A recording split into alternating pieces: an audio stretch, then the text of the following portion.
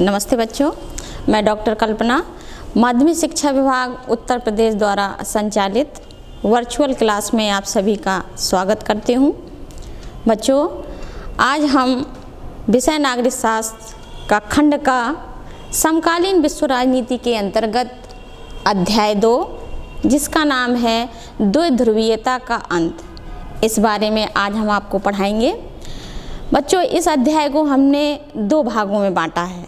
तो सबसे पहले जानते हैं कि हम इस भाग 1 में किन किन बिंदुओं पर चर्चा करेंगे।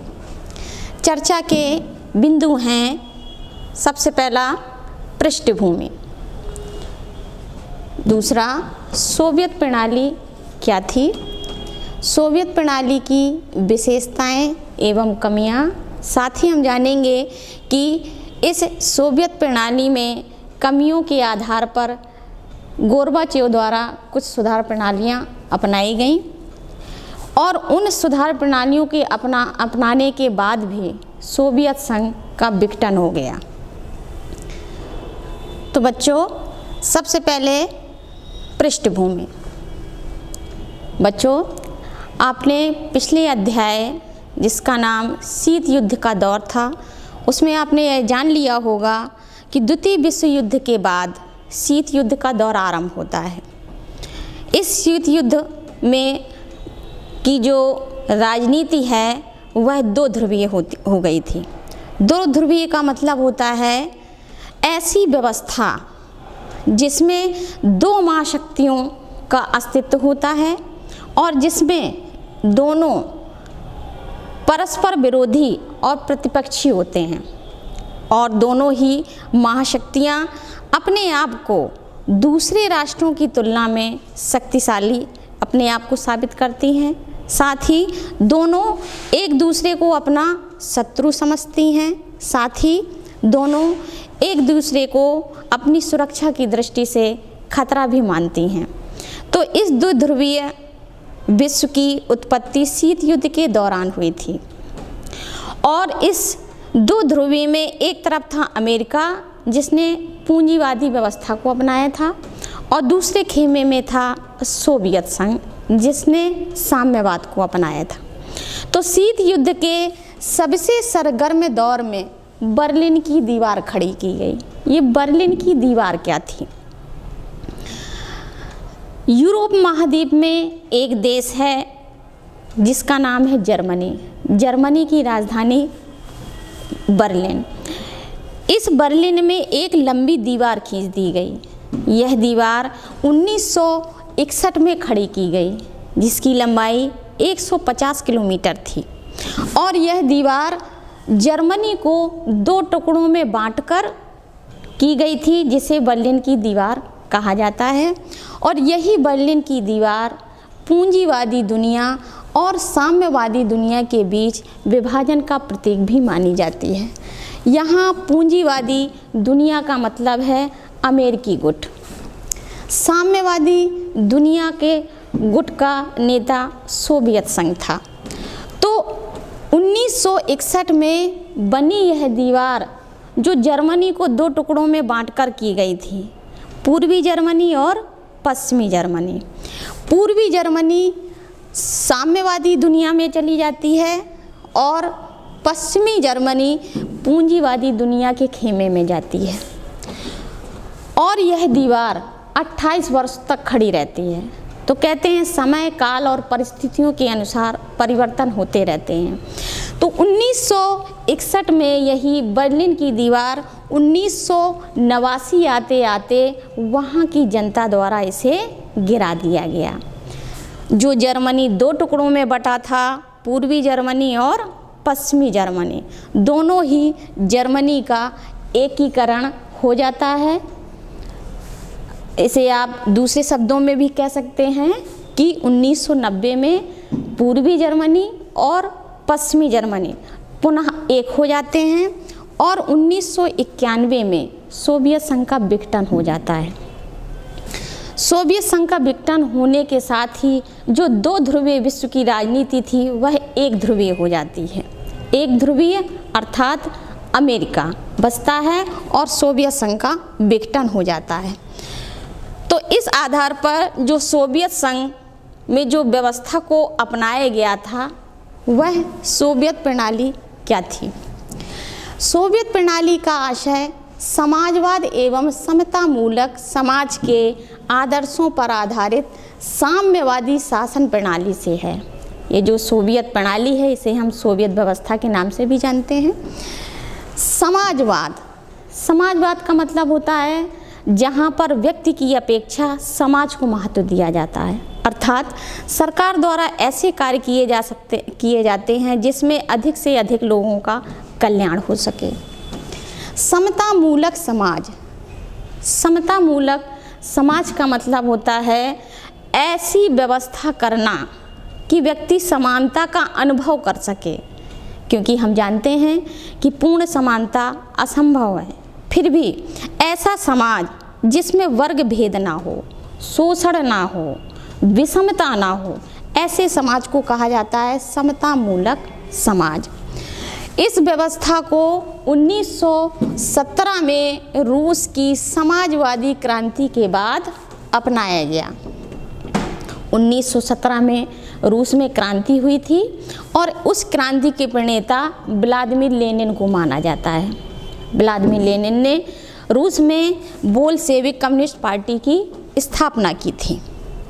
तो 1917 की क्रांति के परिणाम स्वरूप समाजवादी सोवियत गणराज्य की स्थापना हुई।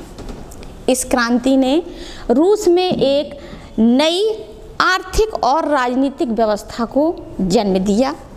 द्वितीय विश्व युद्ध के बाद रूस ने पूर्वी यूरोप में कम्युनिस्ट सरकारों की स्थापना को अपना मुख्य लक्ष्य बना लिया। परिणाम क्या निकला कि पोलैंड, हंगरी, रोमानिया, चेकोस्लोवाकिया, पूर्वी जर्मनी और इसी तरह अनेक देशों में कम्युनिस्ट सरकारें बनी। यहाँ तक कि 1949 में चीन में भी एक क्रांति हुई और इस क्रांति की सफलता में भी सोवियत संघ की अहम भूमिका रही। इस तरह से हम देखते हैं कि ये जो सोवियत संघ था एक बहुराष्ट्रीय राज्य हुआ जिसमें 60 से अधिक राष्ट्रीय समुदाय के लोग रहते थे। सोवियत संघ के पास प्राकृतिक संसाधनों के अपार भंडार थे, जैसे प्राकृतिक गैस, तेल, लोहा, इस्पात। तो आइए जानते हैं सोवियत संघ की जो व्यवस्था थी वह कैसी थी। तो बच्चों, सोवियत संघ की व्यवस्था को हमने दो भागों में बांटा है। एक आर्थिक व्यवस्था वहाँ की कैसी थी और दूसरी सोवियत संघ की राजनीतिक व्यवस्था कैसी थी। आइए जानते हैं सोवियत संघ की आर्थिक व्यवस्था या आर्थिक विशेषताएं। पहला है समाजवादी अर्थव्यवस्था। अमेरिका, ब्रिटेन, फ्रांस जैसे पश्चिमी राष्ट्रों की अर्थव्यवस्था को पूंजीवादी कहा जाता है। इन देशों में उद्योग और व्यवसाय दोनों निजी हाथों में होते हैं और उन साधनों पर सरकार का नियंत्रण बहुत कम होता है, अर्थात न्यूनतम होता है। जबकि सोवियत संघ में ऐसा नहीं था। यह सोवियत संघ पूंजीवाद के विपरीत विचारधारा वाला था, इसलिए यहाँ के रूसी नेता जैसे लेनिन, स्टालिन, ट्रॉट्स्की, ये सभी नेता समाजवाद में आस्था रखते थे। इसलिए सोवियत संघ में उत्पादन और वितरण के साधन जैसे कारखाने, खनिज पदार्थ, कृषि, बैंक, परिवहन के साधन, इन सभी साधनों पर राज्य का नियंत्रण कायम किया गया। दूसरी व्यवस्था थी नियोजित अर्थव्यवस्था। 1928 में रूस में पहली पंचवर्षीय योजना शुरू की गई। नियोजित अर्थव्यवस्था एक ऐसी व्यवस्था होती है जिसमें सरकार ही यह तय करती है कि किन किन वस्तुओं का उत्पादन हो, कैसे हो और कितना हो। यहाँ तक कि साधारण वस्तुओं से लेकर जैसे मेज, कुर्सी से लेकर बड़ी बड़ी चीज़ों के उत्पादन का निर्णय सरकार करती थी। यहाँ तक कि जैसे पेन से लेकर कार तक, इन सभी चीज़ों का उत्पादन सरकार के निर्णय पर ही निर्भर करता था। जीवन स्तर, सोवियत संघ में 1929 के बाद का काल औद्योगिकरण और कृषि के विकास का काल माना जाता है। इस अवधि में सोवियत संघ में कृषि और उद्योग दोनों का बहुत विकास हुआ और उस विकास के परिणाम स्वरूप नागरिकों को ज़्यादा से ज़्यादा रोजगार मिले, जिससे उनका जीवन स्तर सुधरा। साथ ही राज्य द्वारा नागरिकों को शिक्षा, स्वास्थ्य, चिकित्सा जैसी सुविधाएं भी मुहैया कराई गई और लोगों को काम का अधिकार प्रदान किया गया, जिस आधार पर लोगों को रोजगार मिला और बेरोजगारी समाप्त हुई। तो बच्चों, आपने ये जाना कि सोवियत संघ की आर्थिक व्यवस्था या आर्थिक विशेषताएं कैसी थी। आइए अब जानते हैं सोवियत संघ की राजनीतिक व्यवस्था या राजनीतिक विशेषताएं कौन सी थी। पहला है कम्युनिस्ट पार्टी की तानाशाही। सोवियत संघ की राजनीतिक विशेषताओं में कम्युनिस्ट पार्टी का सारे देश पर एक छत्र राज्य कायम था। एक छत्र का मतलब होता है आधिपत्य, या कम्युनिस्ट पार्टी का उस सारे देश पर एक एकाधिकार ही स्थापित था। यहाँ तक कि जो सोवियत संघ 15 गणराज्यों से मिलकर बना था, सोवियत संघ या उसके किसी भी गणराज्य में कम्युनिस्ट पार्टी के अलावा किसी अन्य पार्टी की सरकार नहीं बन सकती थी। अफसरशाही, सोवियत संघ में समाजवादी व्यवस्था को अपनाया गया था, इसलिए जो कृषि और उद्योग थे दोनों का प्रबंध सरकारी कर्मचारियों के हाथों में था। साथ ही सोवियत संघ द्वारा यह व्यवस्था की गई थी कि जो समाचार पत्र हैं, रेडियो हैं, टेलीविज़न हैं, इन पर भी सरकार का नियंत्रण कायम किया गया।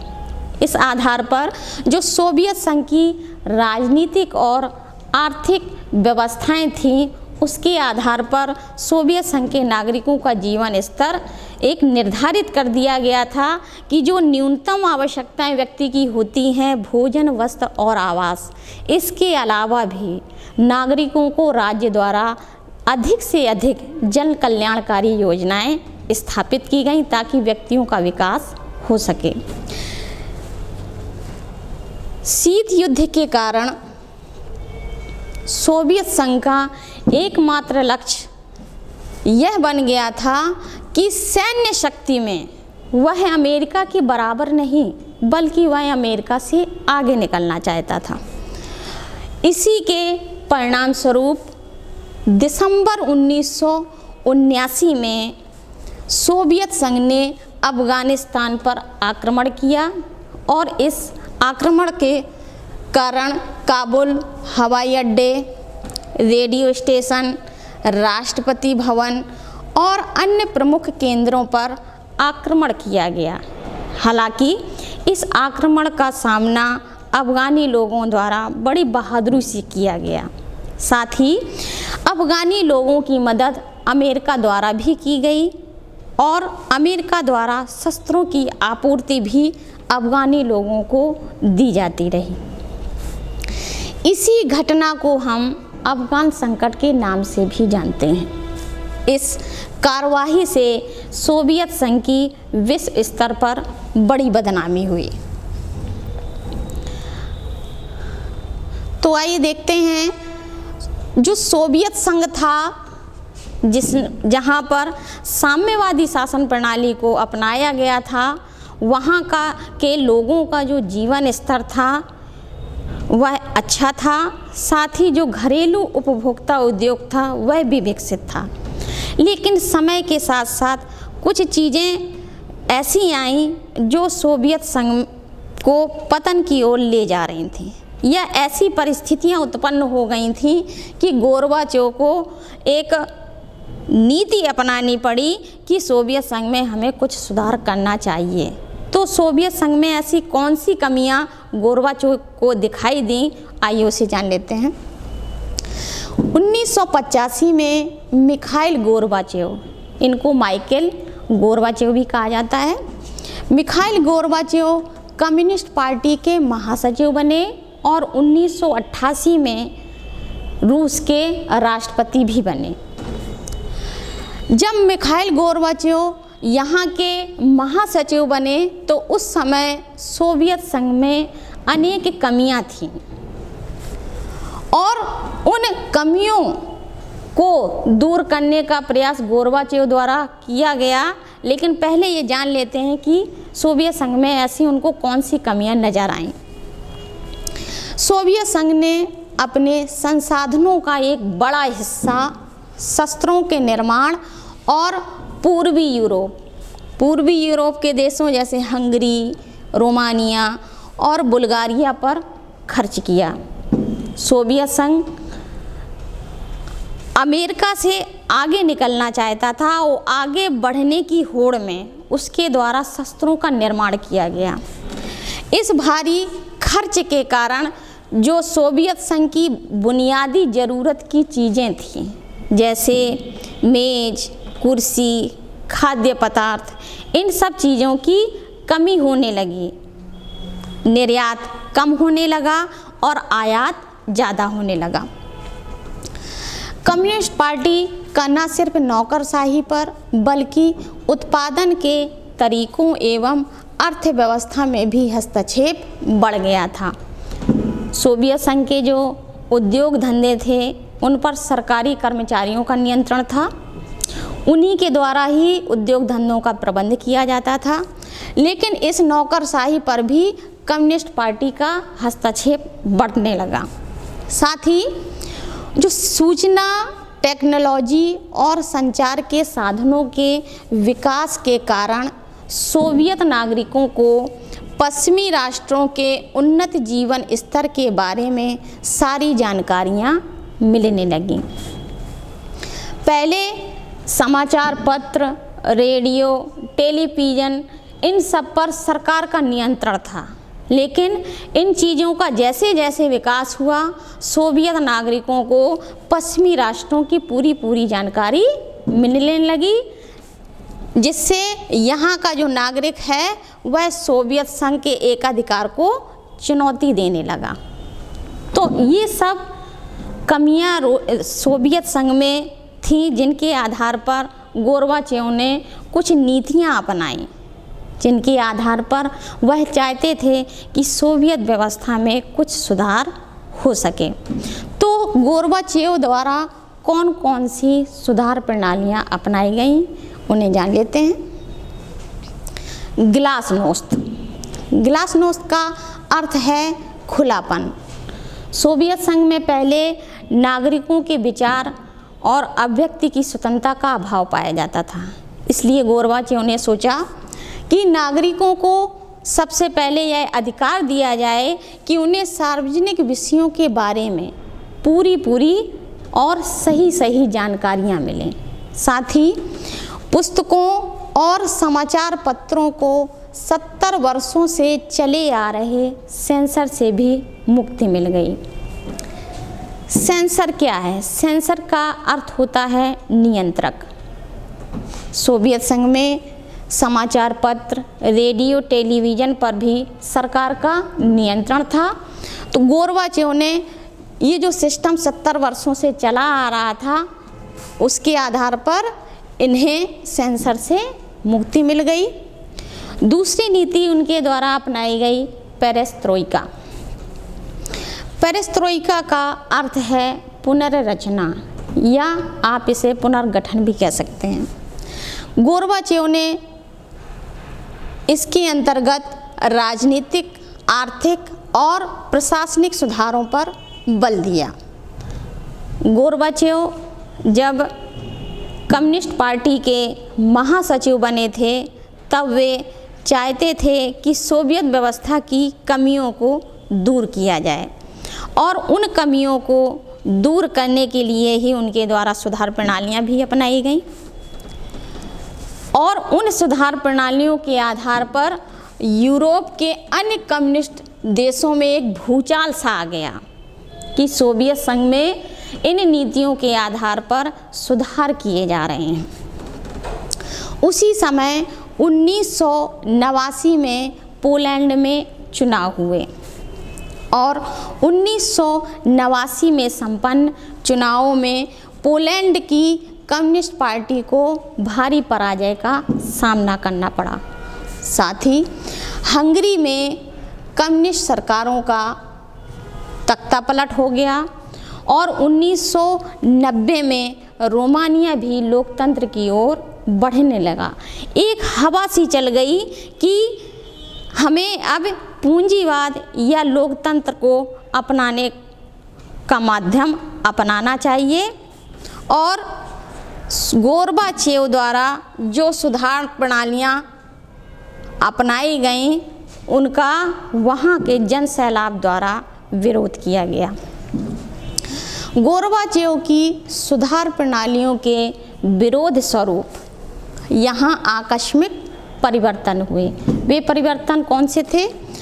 कई प्रमुख गणराज्य जैसे एस्टोनिया, लिथुआनिया और लातविया, इन्हें हम बाल्टिक गणराज्य भी कहते हैं।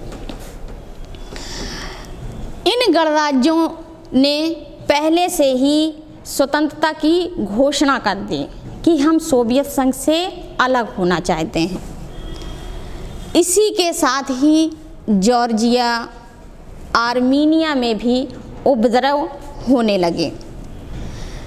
इन सब गणराज्यों में संघर्ष और तनाव के कारण गोर्बाचेव की स्थिति दिनों दिन कमज़ोर होने लगी। गोर्बाचेव की स्थिति कमज़ोर होते ही येल्त्सिन सामने आ गए और जो जन समुदाय था वह येल्त्सिन की ओर उमड़ पड़ा। तो ये सब कारण थे जो सोवियत संघ को पतन की ओर ले जा रहे थे। हालांकि गोर्बाचेव ने बहुत चाहा कि सोवियत संघ में सुधार हो जाए, लेकिन फिर भी सोवियत संघ का विघटन होने लगा। सोवियत संघ के गणराज्यों में चल रहे संघर्षों से सोवियत संघ की केंद्रीय सत्ता दुर्बल हो गई। आप जानते हैं सोवियत संघ 15 गणराज्यों से मिलकर बना एक बहुराष्ट्रीय राज्य था। संविधान द्वारा केंद्र को असाधारण शक्तियां दी गई थीं, लेकिन इन गणराज्यों के संघर्षों से जो सोवियत संघ की केंद्रीय सत्ता थी वह दुर्बल होने लगी। एक के बाद एक करके सोवियत संघ के गणराज्य स्वतंत्र होते गए और दिसंबर 1991 में बोरिस येल्त्सिन के नेतृत्व में इसके 3 बड़े गणराज्यों रूस, यूक्रेन और बेलारूस, इन्होंने सोवियत संघ की समाप्ति की घोषणा कर दी। इस आधार पर 25 दिसंबर 1991 को सोवियत संघ का विघटन हो गया। एक तरह से जिन 15 गणराज्यों से मिलकर सोवियत संघ एक बहुराष्ट्रीय राज्य हुआ करता था, उन 15 में से 12 राज्यों ने मिलकर स्वतंत्र राज्यों के राष्ट्रकुल की स्थापना की। बचे 3, तो 3 बाल्टिक गणराज्यों लातविया, एस्टोनिया और लिथुआनिया, इन तीनों को ही बाल्टिक गणराज्य भी कहा जाता है। ये तीनों बाल्टिक गणराज्य स्वतंत्र राज्यों के राष्ट्रकुल में शामिल नहीं हुए और ये संयुक्त राष्ट्र संघ के सदस्य बन गए। इस आधार पर 1992 में नए संविधान के अंतर्गत बोरिस येल्त्सिन समूचे देश के राष्ट्रपति बने और उन्होंने रूस में लोकतांत्रिक व्यवस्था कायम करने का बीड़ा उठाया। लोकतांत्रिक व्यवस्था में ही आपका लोकतंत्र छिपा है। लोकतंत्र का मतलब होता है जनता का शासन। तो बच्चों, इस आधार पर आपने देखा कि जो सोवियत संघ था, शीत युद्ध के दौरान जो हमारी विश्व राजनीति दो ध्रुवीय हो गई थी और दोनों ही महाशक्तियों ने अनेक प्रकार के संधि और समझौतों के आधार पर अपने को शक्तिशाली बना लिया था।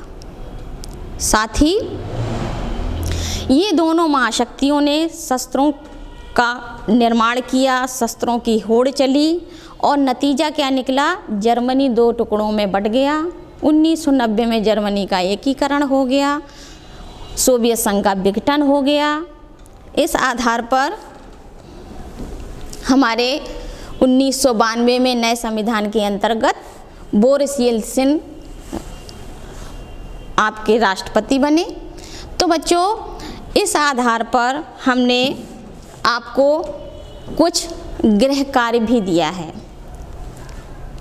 जिसे आप इन कार्यों के उत्तर या ये जो आपको गृह कार्य दिया जा रहा है, इनके आधार पर आप नोट्स बनाइए और यही आपके क्वेश्चन परीक्षा में भी आएंगे। जैसे रूस में क्रांति कब हुई तथा इस क्रांति के प्रणेता कौन थे? सोवियत संघ में कितने गणराज्य थे? गोर्बाचेव की सुधार प्रणालियाँ कौन कौन सी थीं? और सोवियत संघ का विघटन कब हुआ? तो बच्चों, ये जो प्रश्न आपको दिए गए हैं, इनके उत्तर आप लिख भी सकते हैं। रूस में क्रांति 1917 में हुई थी और इस क्रांति के प्रणेता व्लादिमीर लेनिन को माना जाता है और इन्होंने बोल्शेविक कम्युनिस्ट पार्टी की स्थापना भी की थी। सोवियत संघ में कितने गणराज्य थे? सोवियत संघ में 15 गणराज्य थे और यह सोवियत संघ 15 गणराज्यों से मिलकर बना एक बहुराष्ट्रीय राज्य था, जिसमें 60 से अधिक राष्ट्रीय समुदाय के लोग रहते थे। गोर्बाचेव की सुधार प्रणालियाँ कौन कौन सी थीं? तो गोर्बाचेव की सुधार प्रणालियाँ ग्लासनोस्त और पेरेस्ट्रोइका। साथ ही सोवियत संघ का विघटन कब हुआ? सोवियत संघ का विघटन दिसंबर 1991 में हुआ। तो बच्चों, इससे संबंधित यदि आपको कोई परेशानी आती है तो आप अपने शिक्षक या शिक्षिका से संपर्क स्थापित कर सकते हैं, उनसे जानकारी ले सकते हैं। धन्यवाद।